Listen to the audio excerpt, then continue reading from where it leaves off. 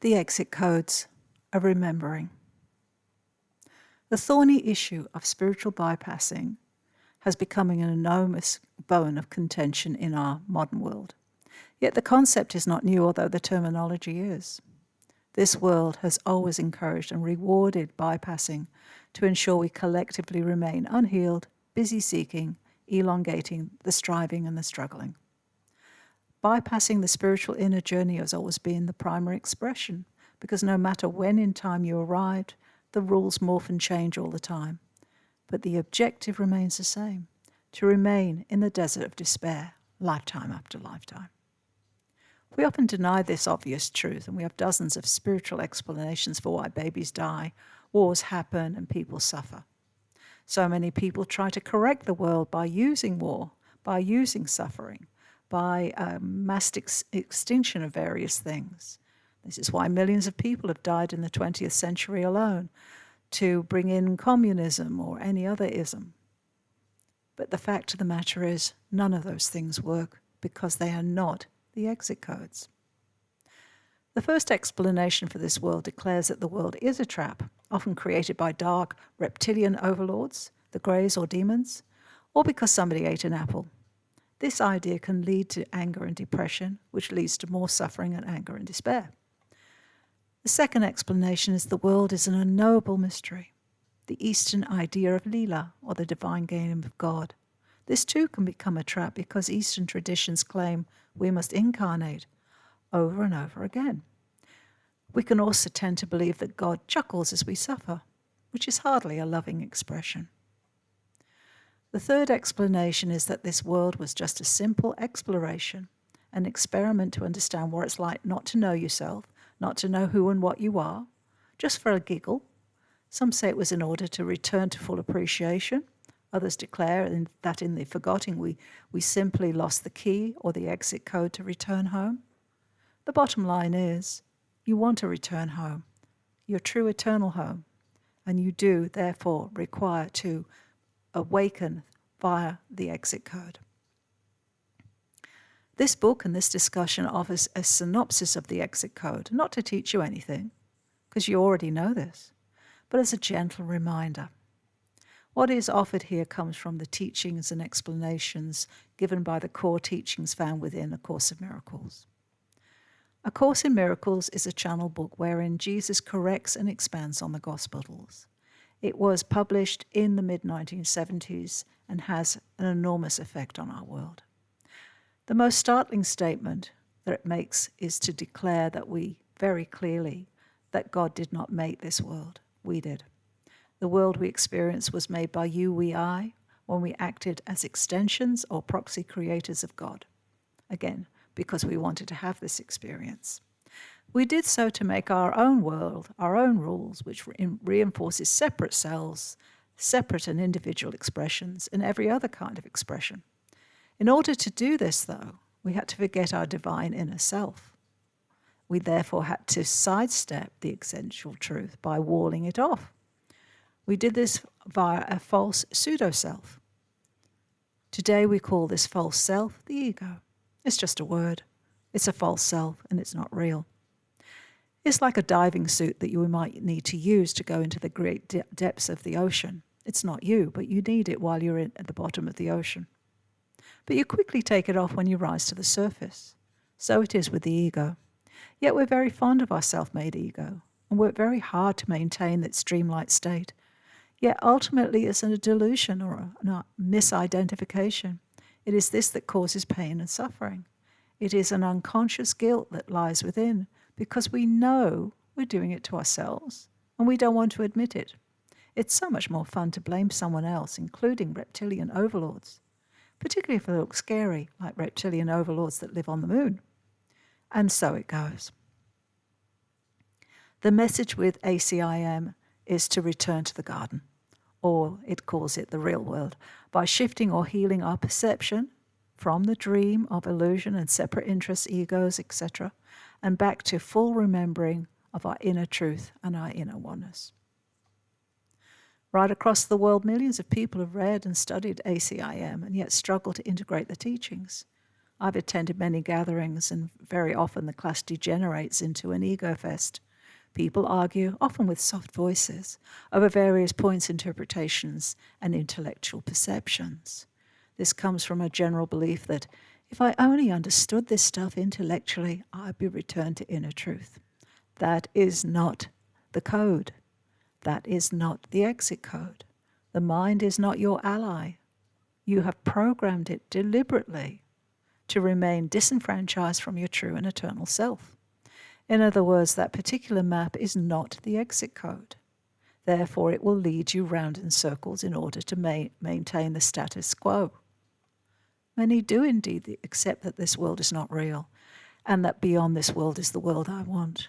But in our daily lives, we resist it tooth and nail in every moment because of often unconscious guilt, fear of annihilation of the self we made, the constructed false and impermanent ego. What we're offering here is a shortcut that's worked for me. I hope you gain from it. Those of us who have been born and raised with Western values often find Eastern thought difficult to live, whereas the beautiful teachings given to the world by our Master Jesus speak to our hearts. ACM, however, is not a one-size-fits-all teaching, just one of many pathways, all of which lead to the same place. The key is to follow your heart, your guidance, and you will remember and raise the exit code you need, your special PIN number, to get you out through the gate, back to the oasis. Since its publication in the 70s, lots of other materials and workshops have come along. Most of them claim, again, they come directly from Jesus, but when examined, their statements often run contrary to the deep teachings found with ACIM. This is why most of them have drifted into obscurity. It's also because ACIM is confronting, but ultimately, despite its seeming harshness, it offers a certain pathway out of the matrix world that I call the desert. Not physically, because death of the body achieves absolutely nothing. Death is not an exit code.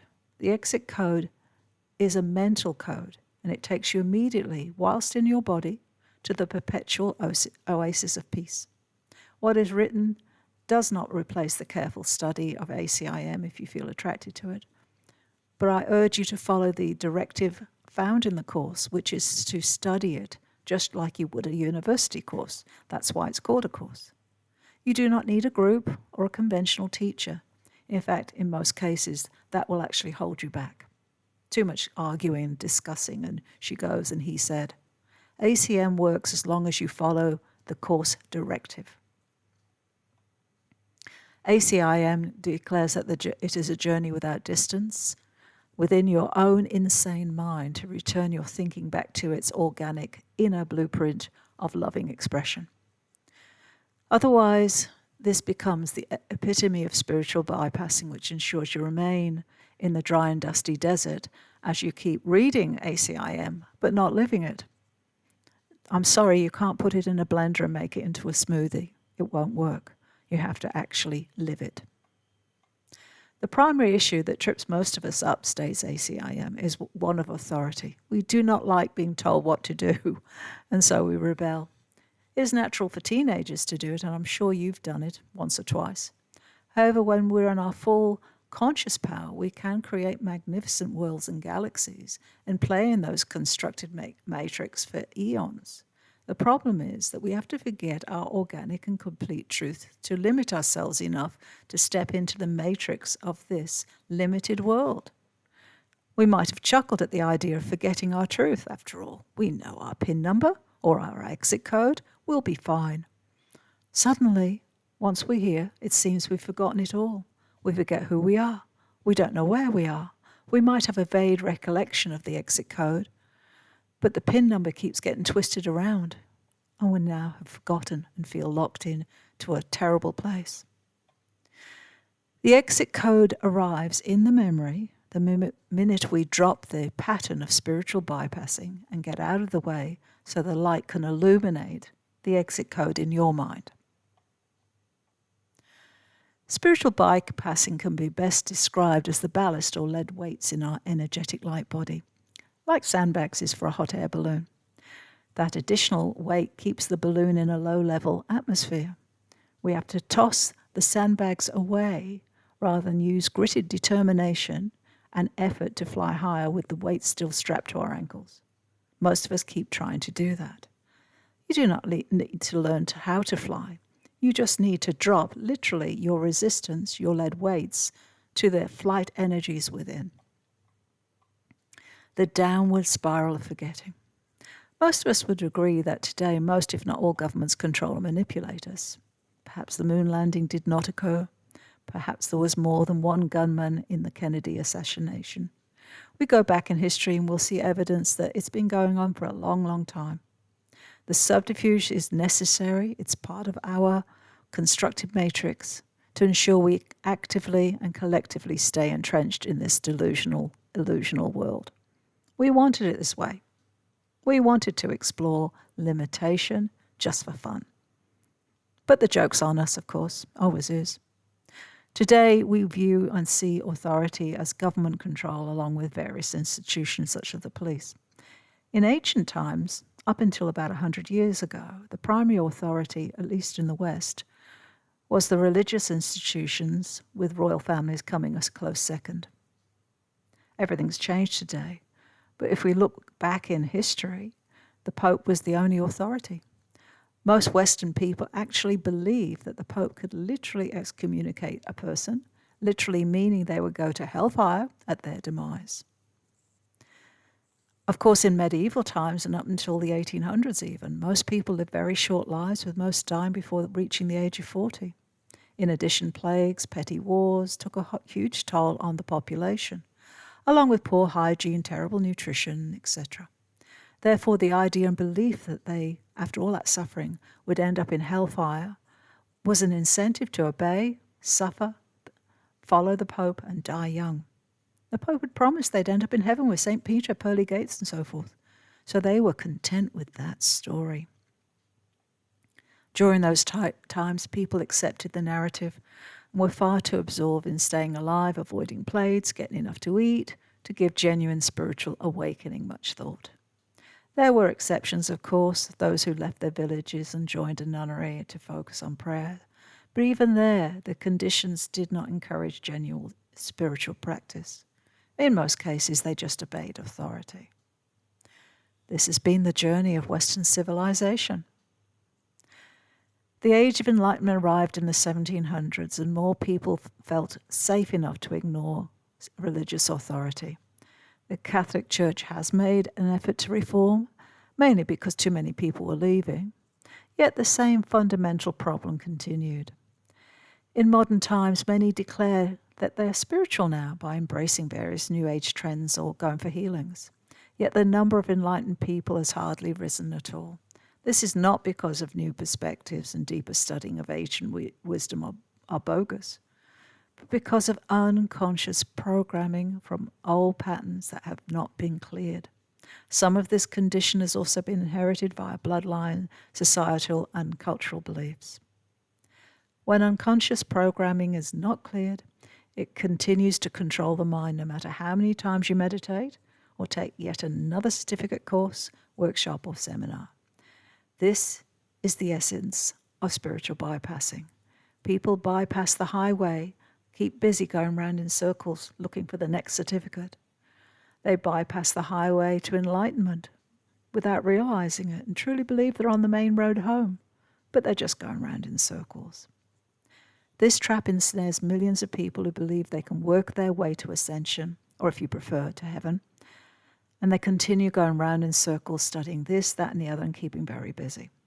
Of course, in the end, everyone awakens to the bypass trap that has enslaved them in a delusion. Everyone will find the path eventually, but it may take a long time. This is not because of karma, but because of the false, self-made ego, which has been programmed to sabotage every move in the right direction and encourage constant bypassing. This is part of the program that was conditioned into your mind. In addition, we can kid ourselves, and we often do. We can even mask inner pain and issues with the sugary sweet, "I'm so spiritual, nothing affects me." There are even those who declare they no longer have an ego, which is always a sign of spiritual bypassing. If you are here in this world, you've got an ego. If not, this world would disappear, or you would disappear.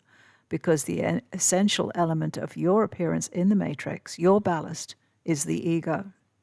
But having an ego doesn't make you a bad or unevolved or a sinful or karmic person. It just means you chose to have an experience of not being your true full self for a while, and you may have dropped your keys in the gutter somewhere. You'll find your way out of there. It's just a mistake, not a sin. Perhaps that decision was foolish. Perhaps your higher self just wanted a little trip to Weirdsville with the full knowing that you can leave any time you want. Love yourself to smile as you remember this. Love yourself enough to know it was a decision you made and you can unmake. Love yourself enough to know you can go home anytime because you're not flawed. There's nothing you need to do. There's nothing you need to clear. You're already home the minute you hit your PIN number. Be kind, be joyful, and laugh. There is no way you can understand this world properly because it's just a twisted delusion. So don't try.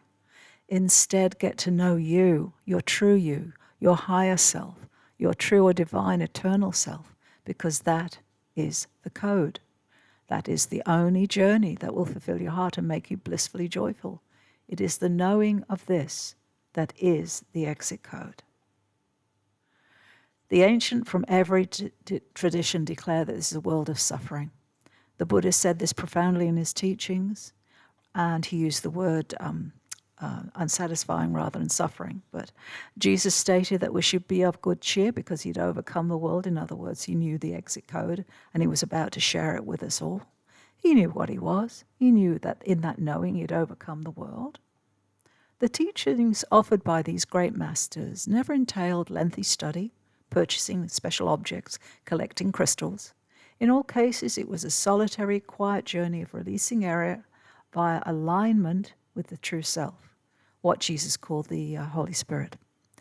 And then the process of forgiveness, releasing all of the silly stories we thought were real.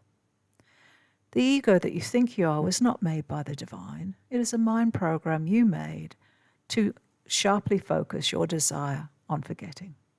Therefore, the ego can hardly be a guide to help you overcome the world. In fact, you've programmed it to actively sabotage any effort you make to ascend back to the truth. But you did it to yourself. Don't blame anybody and leave the poor reptilians out of this.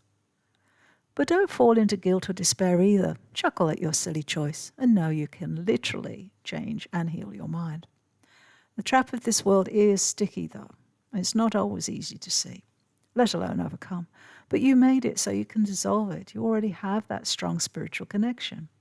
You literally have a lifeline with alignment that draws you back to your true, eternal, blissfully joyous self. It is very much like those reins we used to put on toddlers to stop them running into the road. Some of you might remember those things. Mama would gently tug Junior back to safety as soon as he tried to wander out into the traffic. So it is with your higher self or Holy Spirit, as Jesus describes this. You are already aware of two voices inside your head. When you were a child, you had a gentle voice, and Mama told it was maybe your guardian angel or your conscience. Over time, you would notice that when you were in a bad mood, you could shift back to your usual self. You might have snapped at somebody and then apologized as you came to your senses. You might mull over experiences and resolve to do better. In all cases, you're in a conversation between your ego-programmed mind and your higher self, your true being, also known as the Atman and dozens of other names and descriptions. This voice, this inner knowing, which also expresses as spirit guides, angels, or the higher self, is you. The ego is not you, which is why it's often described as an inner demon. It's not a demon. It's not that powerful, although it behaves that way at times. It is nothing without your attention, without you feeding it your life force or your belief energy. Yet we're fond of the ego mainly because we cannot distinguish between it and truth. Therefore, your journey is to return to inner knowing by aligning every moment of the day, constantly, to that higher self, to those spirit guides, if you prefer those descriptions. Blocks to awakening. We are taught that this world has some inherent value and we must find it. It sounds very noble, but the world is just an experience. There's nothing you need to learn other than the fact that you do not need to learn. You simply need to awaken to your truth, and that's it. Your inner library opens and you can access everything once you come into full awakening. There are many traps here, but you already know that, especially when we study traditional materials. You must remember that language and terminology was used very differently in olden times. Many scriptures have been mistranslated, twisted over and over again into various languages.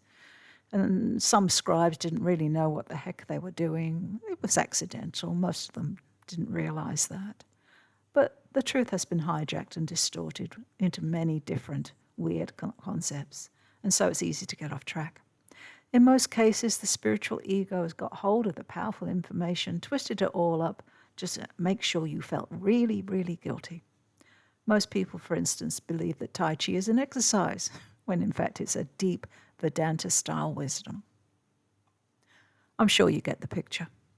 Genuine spirituality is not attainment, but rather relinquishing of all that is false. When the falseness is gone, the true you is beneath it. Yet until we look at our mass spiritual bypassing conditioning and do the work, we will tend to follow the ego GPS on the ring road to nowhere. So instead, switch channels. Listen to that other GPS, the one that takes you off the ring road, back to the main highway home. Then it becomes a new adventure to find the true problem. Spirituality is contentious, a very personal subject matter. But the only measure of value is the amount of time you live in contentment, happiness, peace, and bliss, for no particular or obvious reason. When we live in the field of bliss, we have returned to the oasis, or as Jesus describes it, you have returned to the kingdom of heaven. It is not a place we enter upon death. It is a consciousness that is available to us in the body, right now and forever.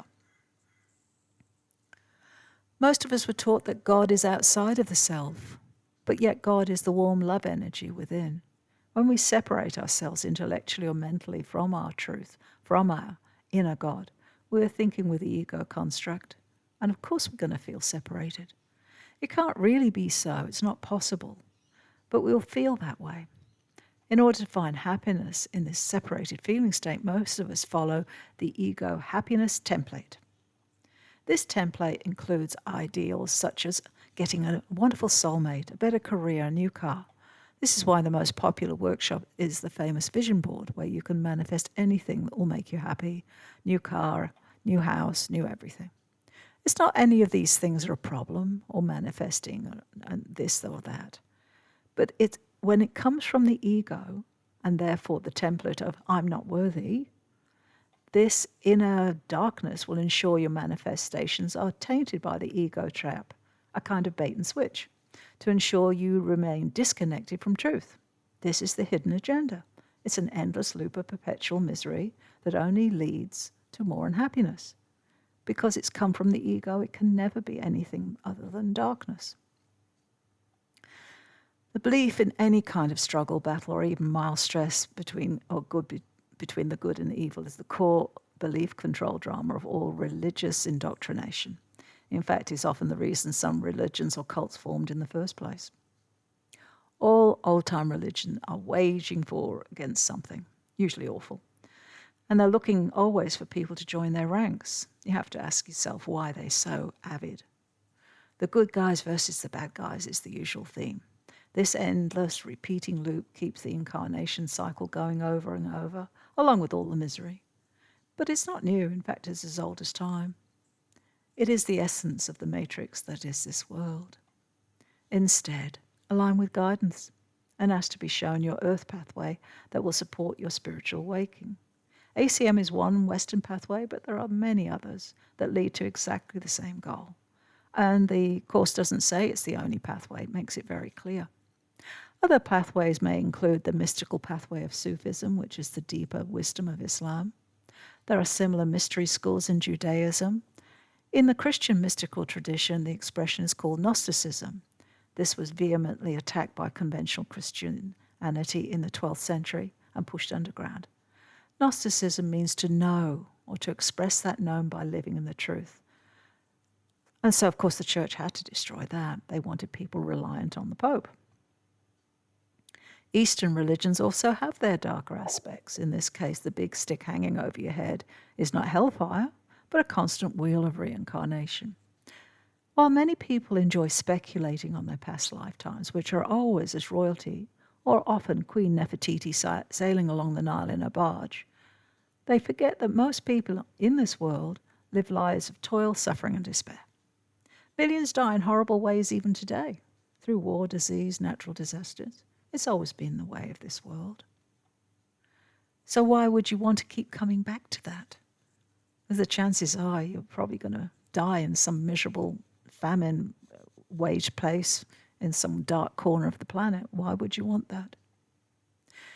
Yet the essence of what Jesus the Christ shared, along with other great teachers, was never a religion.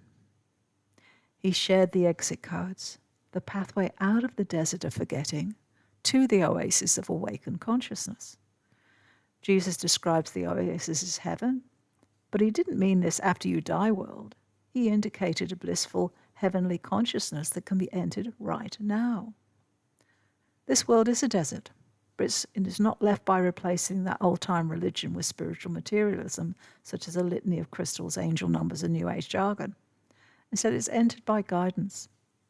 You and we have all befuddled ourselves in so many varied lifetimes that we do not remember the way home, and we've certainly forgotten the exit code. Ground yourself. Gently, lovingly, ask to be shown the pathway to absolute and complete freedom that suits your soul self. We're all guided. That is clearly demonstrated in all pure scripture.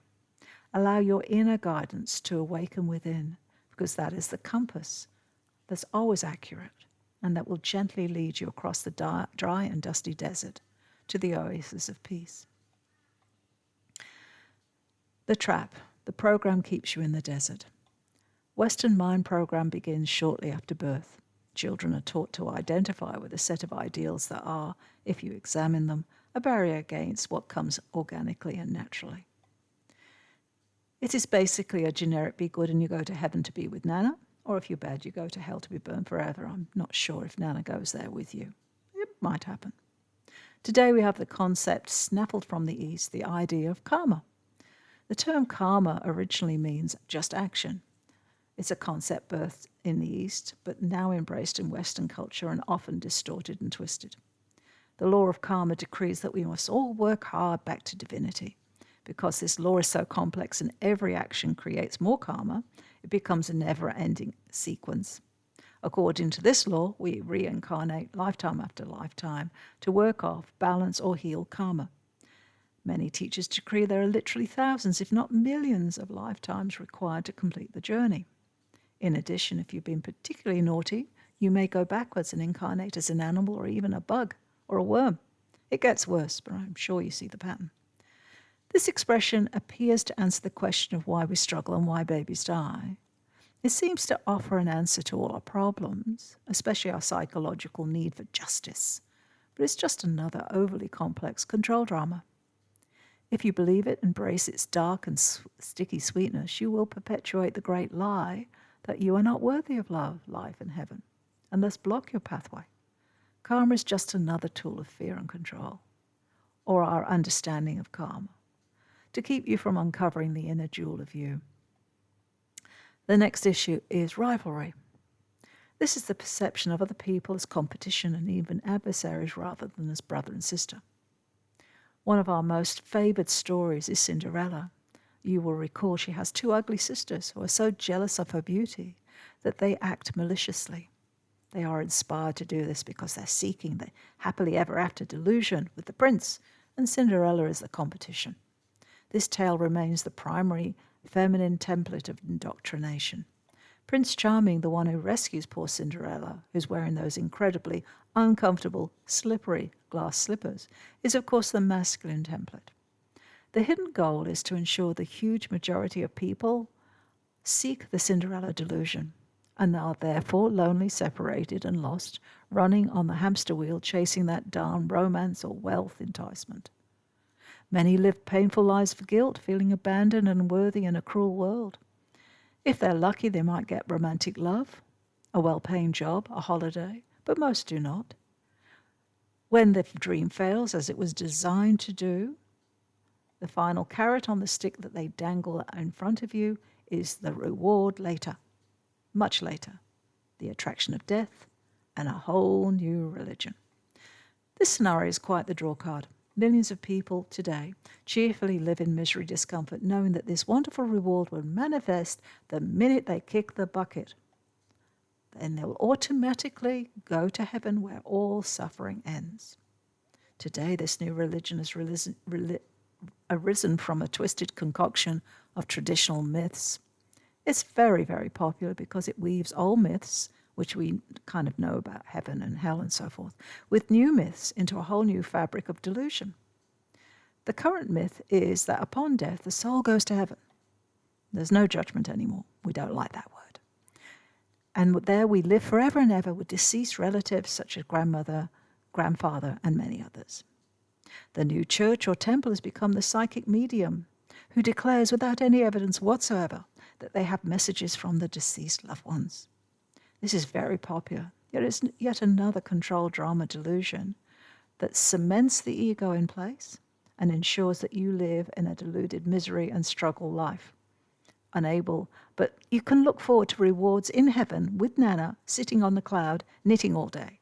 Sounds delightful.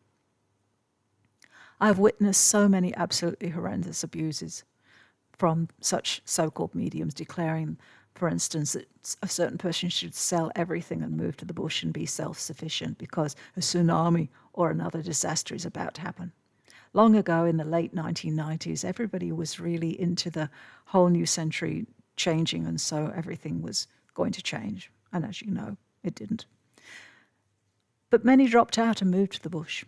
I remember meeting one man who claimed to be an incarnated Jesus. He's the fourth Jesus I've met in this lifetime. He encouraged people to move out to rural Queensland because of the impending 2012 tsunami, which is, by the way, well overdue. Of course, if you receive guidance, if you get confirmation, follow that guidance, but don't follow a third party no matter how well qualified they claim to be. Unless, of course, you want to travel the long way round to the oasis via the slippery mountain route where you have to fall down and get up every 5 minutes. But knock yourself out. You will end up in the oasis. The Grand Illusion. The Grand Illusion is a term coined by the spiritualist churches in the 1800s. It is, in essence, the belief that you are not what you are. You have been programmed to believe you are human doing and must chase various dreams and delusions in the hope that you can be complete and thus find happiness, fulfillment, and life purpose. Because you're flawed and you don't deserve love. Most of this is unconscious, but it runs your life. This illusion is why so many suffer in the perpetual loop of nothing makes you happy, blame themselves for not working hard, and some justify their suffering by declaring it to be their karma or a lesson they need to evolve. The list goes on. There is no loving answer within this thought system. It was designed that way. It's a delusion, and it's just grand. The endless loop of suffering occurs because of Western conditioning, which dictates that happiness comes from outside of ourselves. The solution appears to work for a while until it doesn't, because we're just moving the deck chairs around on our little rainbow Titanic. This is desperate. The Western mental conditioning has constructed a dysfunctional, fearful pattern of self-betrayal, which is guaranteed to keep everybody plodding away in an acceptable level of misery. The tool used to herd the Western conditioned thinker into a corral of mental slavery is fear, but it's no longer the toxic fear that they used to have up until fairly recently. Now it's just the predictable flow of fear, a fear that is with us at all times. We intellectually know that only love is real, but most of us don't live from that knowing. Most religions are built around the belief of one earth life, Western religions, I mean. But there's a long sojourn in heaven spent with Nana and Pop. Some religious groups include interesting stories about the rapture, Armageddon, and other fun activities. We might smile at some of these colourful stories, but one common thread knitted into each of them is that transcending the world is hard work. Therefore, if we follow the rules written by other people who are also enmeshed in this thought system, we will find the way out. This is what the Master Jesus called the blind leading the blind. Instead, return to yourself. Return to your spirit guides, or the Holy Spirit, as Jesus called it. Trust your inner voice. Defer all questions to your inner guidance. And question everything. Questions opens doors.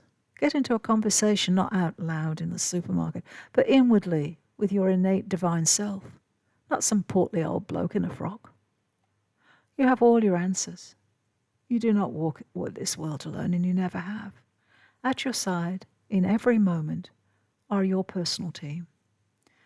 They are your guides, perhaps you want to call that word, but they are your higher self.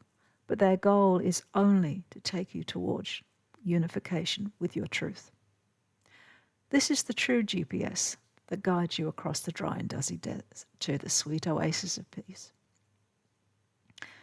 You can do that right now in this body. Just as Jesus says in the Bible, the kingdom of heaven is spread across the world, but men do not see it. You see it with your spirit eyes. The world teaches us to focus on getting everything sorted and then do spiritual work. But you do it now, in this moment. There is only now. It is this that returns you to the oasis. There we shall meet our brothers and sisters. We shall sit by the cool waters and by the shady trees.